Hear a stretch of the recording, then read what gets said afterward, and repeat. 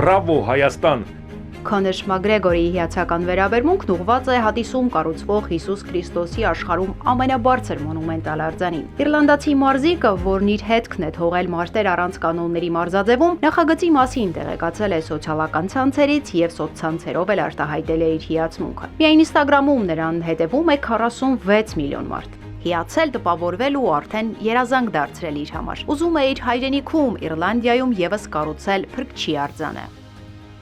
Ես երազում եմ իմ Իռլանդիայում կառուցել Հիսուս Քրիստոսի ամենամեծ արձանը, հսկայական հուշարձան, որը կխորհրդանշի մեր ազգի հավատը։ Հայաստանը ներկայումս կառուցում է Հիսուս Քրիստոսի աշխարհում ամենամեծ արձանը, եւ այն հիասքանչ տեսք ունի։ Թող Սուրբ Հոգին նորոգի ձեզ։ Արձանի չափսերը տպավորել են նաև ամերիկացի քաղաքական մեկնաբան Դոմ Լուկրեին։ Նա էլ է սոցիալական ցանցերով կիսվել ու հիացմունք արտահայտել արձանի գաղափարի ու կատարվող աշխատանքների վերաբերյալ։ Թվային բովանդակություն ստեղծող ինֆլուենսեր Ջոսայա Ալիպատեն էլ իր հետևորդներին պատմել ու մանրամասներ է ներկայացրել արձանի ու հատիսում կատարվողի մասին։ Նա հիշեցրել է, որ գաղափարը ծնվել է 2022-ին ու կարճատև դադարից հետո 2025-ին լայն թափով իրականացվում են շինարարական աշխատանքները։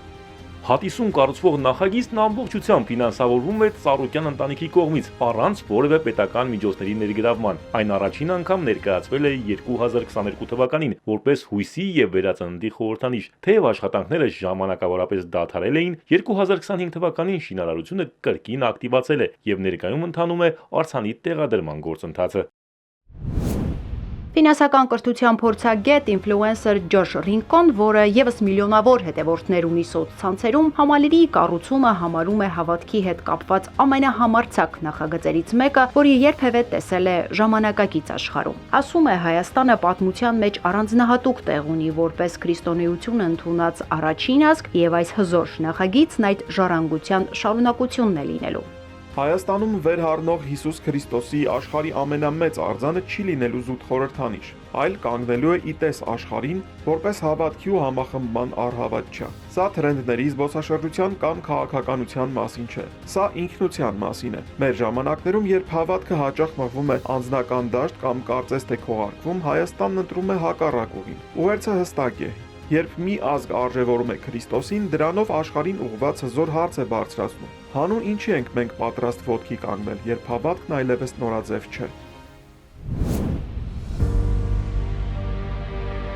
Ու չնայած եղանակին, պաղոթին ու ձյան հաստությանը հատիսը նորից մարդաշատ է։ Սարտանող սպիտակափառ ոլորապտույտ ճանապարհը հյուրերը հեշտությամբ են հաղթահարել։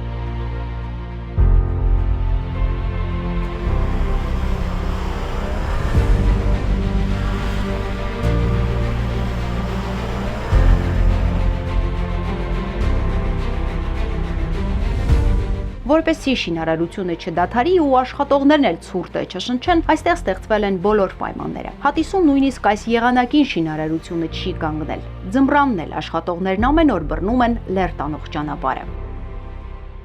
Ձմեռնել են աշխատում, որ հասցնենք, բոլորս են ձևավորված, ամբողջ երկեզուզորներով լինի,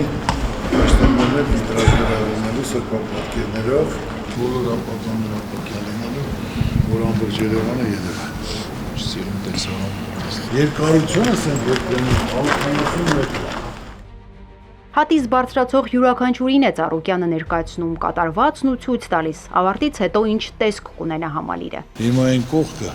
50 մետր երկարությամբ գնում, հանդեպ նորից լրիվ խաչքարներ է լինելու, գրականություն այդ կամարների մեջ։ Ամեն խաչքարը 3 մետր է լինելու, որ ոչ թե միայն խոսքը լինել գործը։ 50 մետր երկարությամբ, հենավոր զգանգուս կերովա, այսպես կամարները 9 հատ, ու այս խաչքարներից ենք դնելու։ Հետո նորից հիշեցնում է, թե ինչու են ընտրել հենց հատիսը։ Մասիսը ոտերի տակ, այն դրա ամպերի տակ է, չի երևում։ Սևանը հետևն է, արագածը հենա, կիսա տերևն է։ Իրանց առաջ խաչն է լինելու, ամբողջ պատերի վրա պատմությունն է լինելու։ Իսկ սրա վրա լը պետք է վարսանը հիմա ստեից փակելու ենք 7 մետր, 18 մետր, հետո 33 մետր, որ մտնում ես բոլորը սրբապատկերն է, այս պատերի վրա լրի սրբապատկեր է լինելու։ Լսել էր, գիտեր ու հերվից էր հիացել, բայց տեղում լինելն ու այս ամենը սեփական աչքով տեսնելը խոստովանում է Գոհար Ավետիսյանը բոլորովին այլ զգացողություն է։ Вся наша Армения как будто на ладошке находится. Այստեղից մեր հիասքանչ Հայաստանն ափիտ մեջ է։ Կարծում եմ Հիսուս Քրիստոսի արձանը կհամախմբի աշխարհի բոլոր քրիստոնյաներին։ Ինձ համար մեծ պատիվ է այստեղ լինել։ Երգիչ Սարոն օդանավակայանից ուղիղ Հատիս է եկել, չնայած ֆիզիկական հոգնածությանը խոստովանում է, լեռների օդն ու Հատիսից բացվող տեսարանը երկրորդ շնչառություն են տվել։ Անկեղծ ասած ապշած եմ, ես այսպիսի մասշտաբ չէի պատկերացնում, ահռելի մեծ աշխատանք է տարված եւ տարվում։ Ամենակարևորը այդ էներգետիկան զգացի։ Այստեղ ես վստահ եմ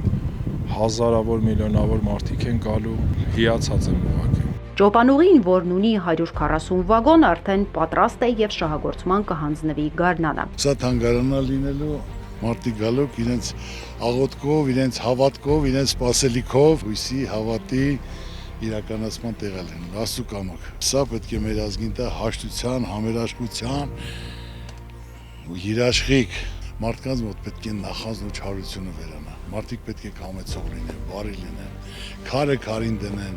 ինչ որ կարան անեն, ոչ թե բամբասեն, ցեղ շպրտեն։ Այդպիսով երկիր չի կառուցվի։ Հայրենիքը դա բաժակաճառ չի, որ բաժակաճառ կենացնել խմում։ Այլ հայրենիքի համար մարդիկ հարկավոր է ինչ որ կարող են անել, մասնակից լինել։ Այդ դեպքում Աստված վերևից նայում է, մարդուն տալիս այն, ինչի որ ինքը արժանա։ Հատիսից հյուրերն ուղևորվում են Արմեն Սամվելյանի արվեստանոց, ու դեռ արվեստանոց չմտած արձանը դիմավորում է այցելուներին։ Նայում են, հիանում եւ բարերը չի հերիքում զգացածն արտահայտելու համար։ Չեմ կարող խոսամ, անբացատրելի զգացողություն է։ Անհավատալու բանալով։ Как бываешь за границей, спрашивают, where you from, я говорю, Երբ արտերկրում եմ լինում եւ հարցնում են որտեղից եմ, ասում եմ Հայաստանից։ Հետաքրքրվում են որտեղ է դա։ Հիմա կարող եմ ասել այնտեղից, որտեղ կառուցվում է Հիսուս Քրիստոսի աշխարհում ամենաբարձր արձանը։ Ձեռքերը, դեմքը, էներգետիկան անհավանական են։ Զարմանում եմ, ինչպես է հնարավոր եղել նման արձան կերտել։ Գագիկ Ծառուկյանի ցանկությունը, որ արձանի մասին խոսեն ու այն մեր երկիր բերի բազմաթիվ մարդկանց քայլ առ քայլ իրականություն է դառնում։ Համալիրը դեռ չկառուցված է աշխարհի ուշադրության կենտրոնում։